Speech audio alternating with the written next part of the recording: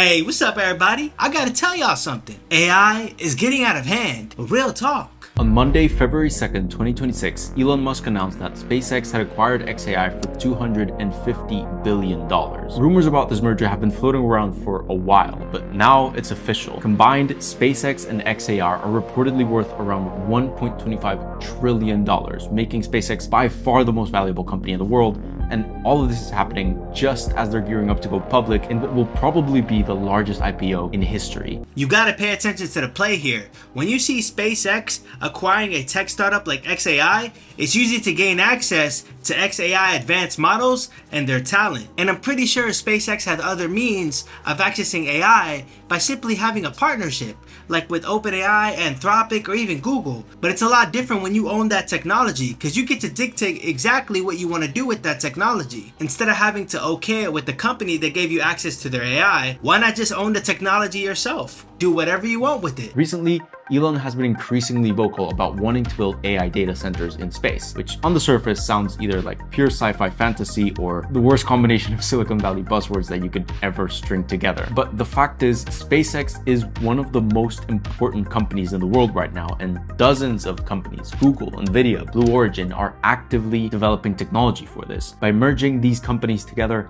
Elon is making a historic bet that an entirely new industry is being born here at the intersection of AI and space. Based on my personal understanding, AI requires data centers to function. But the thing about those data centers is that they take up a significant amount of space. And where those data centers are placed here on Earth are neighborhoods that affect people, because they take up the space that could be made for hospitals, schools, you name it. So I would ask Elon Musk, yo, is there a possibility that the data centers are placed here on Earth? Could you take them up there in space as well? That way we can leave those available spaces for other things, for more suitable things. But most importantly, he's betting that he can be the one that completely dominates them. As SpaceX gets ready to enter public markets, this merger fundamentally changes how we have to think about it as a business. So first, how did we even get to the point where building AI data centers in space is something we are seriously considering? Well, I don't know if you've heard, but we are currently in an AI boom. Whether there's an AI bubble or not, this technology is here to stay. When I reflect upon the SpaceX acquisition, I can't do nothing but hope that it's for the sake of bettering humanity and expanding upon our capabilities. But I highly doubt it though. I wouldn't be surprised if it's simply just to get a one-up on their competitors. Because when you're in a fierce competition, especially with tech corporations, you're gonna do whatever you can to win. You're gonna do whatever you can to get an advantage. Best believe that. ChatGPT has 800 million weekly active users, which means the demand for AI is here, it is real, and it is growing insanely fast. The problem is, our current AI infrastructure is running into some pretty hard limits. To keep up with demand over the past 3 years, companies like OpenAI and Meta and Google have had to build massive data centers where all of the compute to run these systems happens. Meta, for example, is building a data center in Louisiana that covers an area of 4 million square feet, bigger than freaking Disneyland. By some estimates, it would cover lower Manhattan. So this got me thinking, two scenarios. The first scenario is you guys are taking the data centers here on Earth and taking them up in space and expanding upon those data centers. The second scenario is, yo, Earth doesn't have any more capacity to build more data centers, so we're just gonna go to space and build data centers in space and make more data centers there. The second scenario is horrible. You know why? Because that lets me know your ambitions are too ambitious. How much space do you guys need, dog? For real. Y'all gotta get this stuff under control, man. Real talk. All over the world, there are hundreds of data centers being built, and we are getting to the point where the problems they are causing are becoming impossible to ignore. Data centers take up enormous amounts of land, they consume staggering amounts of water and electricity, and in many cases, they're already causing long-term economic and environmental damage to the communities around them. Now, we live in a world where technology companies move far faster than the institutions that regulate them. Laws take time to write, they take time to pass, and even more time to enforce. So in theory, these companies can keep building and building for years. I'm gonna try my best to give you the perspective of those people that are living in those communities affected by data centers. I would like to assume that before the data centers came into those communities, there was a set price that people were already accustomed to when it comes to goods and services. But ever since those data centers came in, they affected that pricing. The pricing went up. So now your electric bill goes up, your water bill goes up, your mortgage goes up, and a lot of other other stuff, the pricing goes up with it as well. So there's a high chance you're gonna have to probably end up leaving that area because it's just unsustainable financially for you. That's the problem I have with data centers. But regulation isn't even the wall they're running into. Building so many data centers, at least on Earth, runs into three hard, unavoidable physical constraints: land,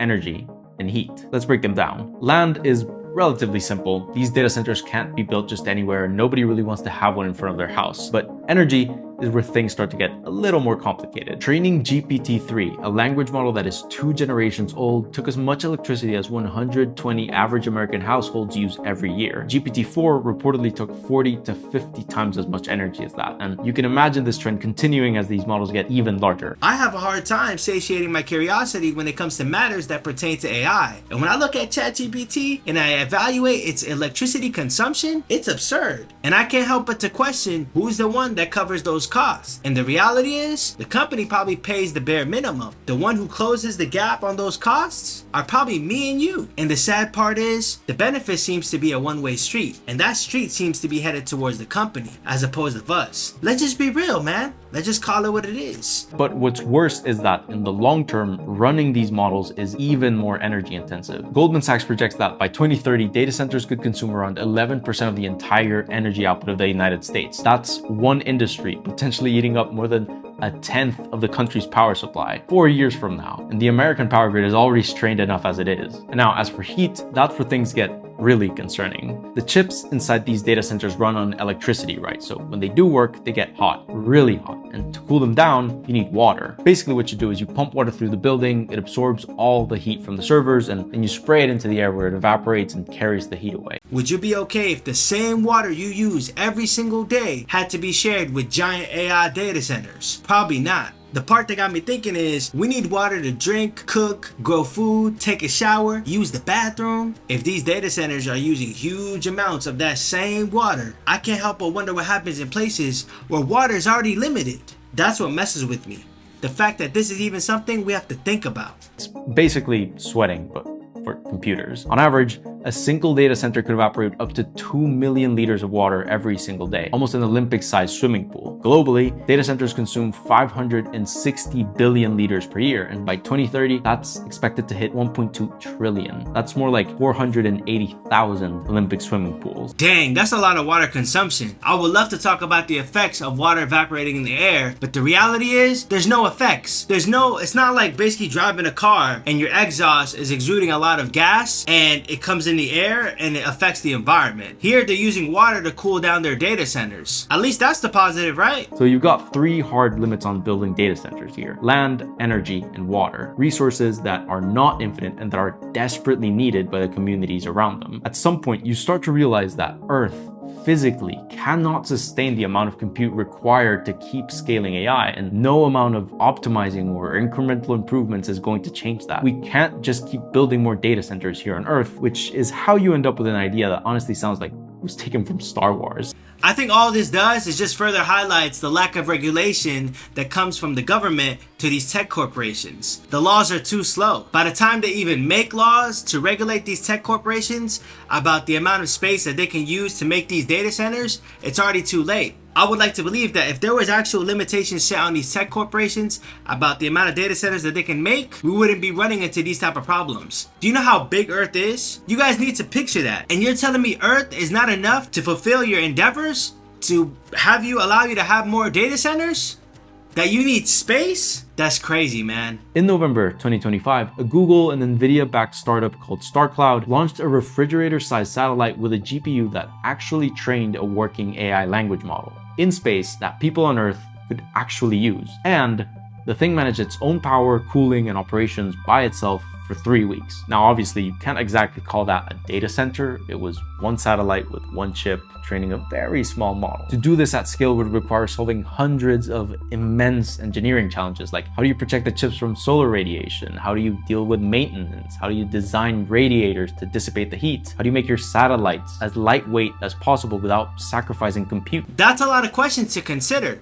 I would hope that if you're spending billions of dollars on an endeavor like this, you would have answers to those questions. And not only having the answers to those questions that he just asked, but also thinking about the consequences and the implications that might arise from pursuing something like this. That's just a food for thought, guys. Tech corporations, or SpaceX in this case, because this might be one of those things where you may not be able to undo. That's something I would deeply think about. These are not small problems, but really none of them change the fact that we already did this. Not at the scale we'd need for advanced AI, but we did. And that brings us to the final and most important filter, economics. Because even if you can build a data center in space, it doesn't really matter if you can't make any money from it. Luckily, to find out if this is a good business idea, there's really only one question we need to answer. Is it cheaper to build and operate a data center in space than it is to do it here on Earth? And the answer to that, as far as we know, is maybe, sometime in the future. If I had to guess, I would say that building data centers here on Earth is a lot cheaper than building data centers out there in space. Because let's be honest, guys, on Earth, we've been living here for a significant amount of time. And I'm pretty sure when a tech corporation or a company in general decides to build a data center, they account for a lot of stuff here on Earth, like electricity, water, because otherwise they wouldn't invest so much money on a data center if they don't know about the cost that it will take to make that data center. But out there in space, it's a lot risky because you've never been there. I think it's important to say here that we just don't know, but that is business. These companies are taking a risk by investing in R&D for this, but if it pays off, it could be huge. Obviously, with unlimited energy from the sun, the long-term cost to operate these data centers could be remarkably lower than it is here on Earth. SpaceX is constantly improving their rockets. They're building more launch pads, and they just applied for permits to launch 1 million satellites. For context, right now, there are only 25,000 active Starlink satellites in orbit, so their plans are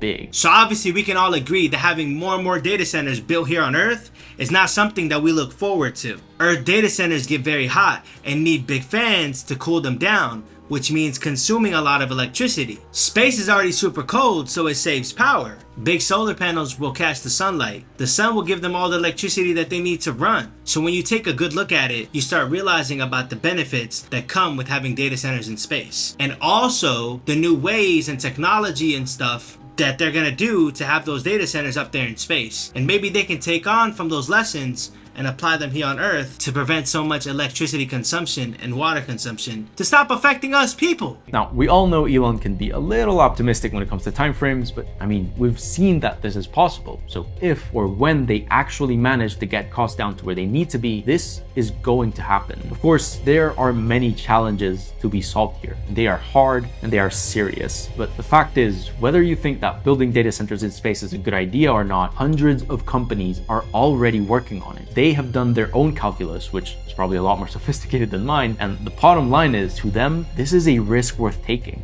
I don't know if you guys would agree with me, but it almost feels like these companies have found a space to build their data centers, and that space happens to be very vast, so they can build as much data centers as they want. And hopefully, which they most likely will because of how vast space is, they wouldn't feel the need to build any more data centers here on Earth because of how much space they have up there, if you catch my drift. So that is why Elon and a growing part of the tech industry are so focused on pushing AI beyond Earth. We have barely just begun to explore what we can do with this technology and what it can do for us. They're doing this because if it actually works, it opens up entirely new ways to scale AI, orders of magnitude beyond what's possible here on Earth. Honestly, it's kind of incredible that this is even happening. For now, what we know for sure is this. Right now, we are seeing a potentially massive industry take its very first steps. I mean, AI is pushing humanity to make decisions on a planetary scale, which is something truly unique to our time, and witnessing it is extremely exciting. All this information is fairly new to me,